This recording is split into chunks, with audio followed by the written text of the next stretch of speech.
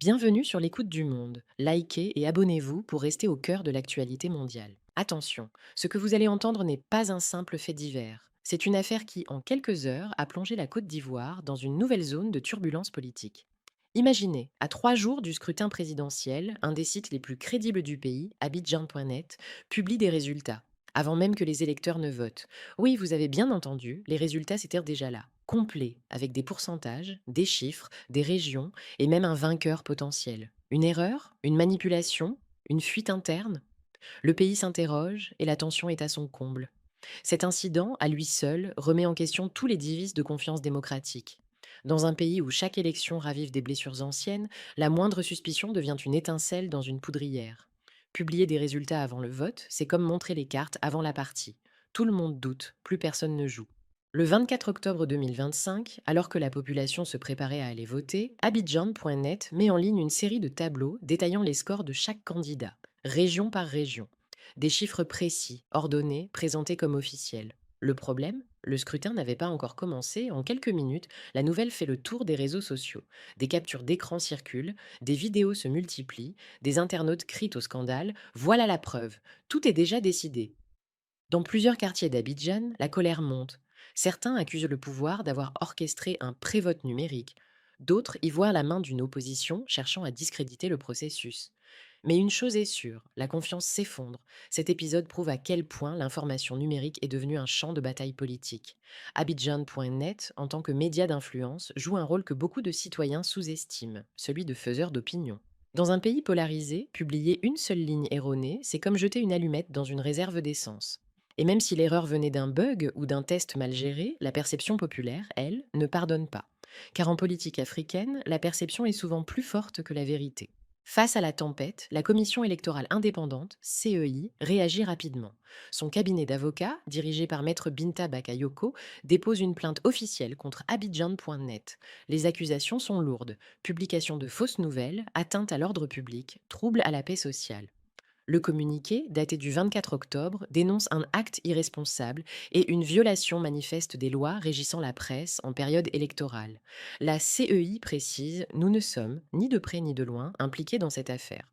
Autrement dit, la commission tente de se laver les mains. Mais la question que tout le monde se pose reste la même. Comment ce site a-t-il obtenu ces chiffres avant même le vote? La plainte de la CEI est un coup de communication autant qu'une manœuvre judiciaire. Sur le plan légal, elle cherche à montrer sa neutralité. Mais sur le plan politique, elle veut surtout reprendre la maîtrise du récit. Car une commission électorale qui semble perdre le contrôle de l'information perd aussi le monopole de la légitimité. Et c'est là tout le drame. La CEI, censée incarner la transparence, apparaît ici comme un acteur qui réagit au lieu de prévenir. Dans une démocratie mature, ce type d'incident serait suivi d'une enquête indépendante. Mais en Afrique de l'Ouest, ces enquêtes se perdent souvent dans les méandres du silence administratif. Pendant que la CEI porte plainte, l'opposition ivoirienne jubile. Pour ses figures principales, cette affaire confirme ce qu'elle répète depuis des mois. Il n'y a pas d'élection, il y a un scénario écrit d'avance. Dans les rues, certains militants brandissent déjà des pancartes. Résultat connu, démocratie morte. L'opposition appelle à manifester, tandis que d'autres prônent la désobéissance civile. Mais la majorité des citoyens, épuisés par des années de tensions politiques, observent la scène avec méfiance. Beaucoup craignent que ce scandale ne soit qu'un prétexte de plus à la division et à la violence. Ici, on touche à une réalité plus profonde, la crise de confiance politique en Afrique. Quand les institutions ne sont plus perçues comme neutres, chaque rumeur devient vérité. Et quand le citoyen ne croit plus à la neutralité du vote, la rue devient sa seule forme d'expression.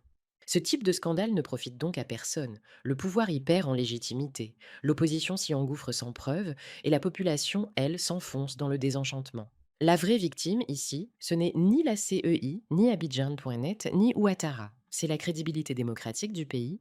Le communiqué de la CEI, censé clarifier, sème encore plus de confusion. Il parle d'atteinte à la crédibilité du processus électoral, d'actes irresponsables, de troubles à l'ordre public.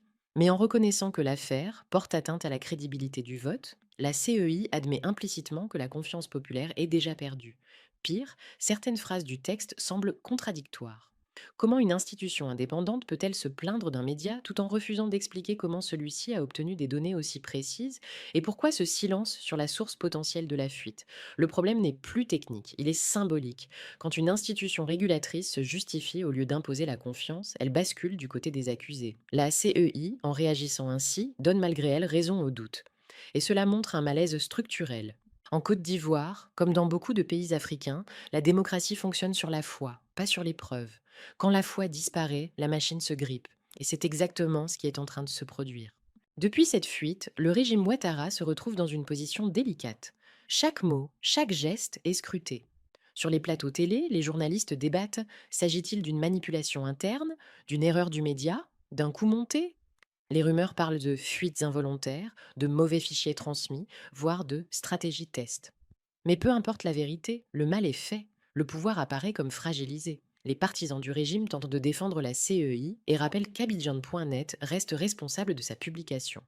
Mais pour l'opinion, l'image est claire. Un média ne peut pas inventer des chiffres avec autant de précision sans qu'il y ait une main cachée derrière. Le régime Ouattara vit ici un moment de vérité. Ce scandale révèle à quel point la communication politique peut se retourner contre le pouvoir. Pendant des années, le gouvernement a voulu montrer un visage de modernité, d'ouverture et de stabilité économique. Mais en politique, il suffit d'un bug, d'un fichier, d'un tweet pour tout effondrer. Ce genre d'affaires ne se joue pas seulement dans les tribunaux, elle se joue dans les esprits. Et dans l'esprit du peuple, le doute est déjà devenu une certitude. L'affaire dépasse rapidement les frontières. Le communiqué de la CEI évoque l'opinion internationale. Les chancelleries occidentales s'inquiètent, les ONG électorales observent, les médias étrangers titrent déjà: la Côte d'Ivoire publie ses résultats avant de voter. Une phrase qui, à elle seule, abîme l'image du pays. Pour un État qui se présente comme un modèle de stabilité en Afrique de l'Ouest, cette situation sonne comme une humiliation diplomatique.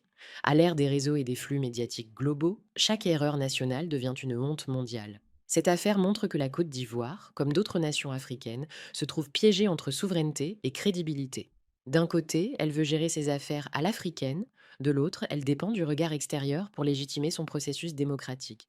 Et tant que cette contradiction n'est pas résolue, chaque crise interne devient un scandale international. Le sort du site Abidjan.net est désormais entre les mains de la justice. Va-t-il être condamné pour fausses nouvelles? Ou bien la justice ivoirienne osera-t-elle enquêter plus haut, plus loin? Dans les coulisses, certains évoquent déjà des têtes qui vont tomber. On parle de responsables techniques, de communicants, de conseillers politiques, bref, d'un système qui cherche des coupables pour calmer la tempête. Mais la vraie question reste entière. Et si le problème n'était pas Abidjan.net? Et si le vrai scandale, c'était le manque de transparence du pouvoir? Ce scandale ne concerne pas qu'un site d'information. Il met en lumière les fragilités d'un système démocratique construit sur la peur et la méfiance. Dans une élection normale, une telle erreur provoquerait un audit, une suspension, une enquête indépendante. En Afrique, elle provoque des arrestations et des silences. Ce n'est pas seulement une affaire de chiffres publiés trop tôt. C'est une affaire de pouvoir, de contrôle et de confiance perdue. Et tant que ces trois mots resteront déséquilibrés, la Côte d'Ivoire continuera de vivre ses élections comme des guerres symboliques plutôt que comme des choix citoyens. En définitive, cette affaire Abidjan.net n'est pas un incident isolé. C'est le reflet d'une crise de foi politique qui traverse toute l'Afrique francophone.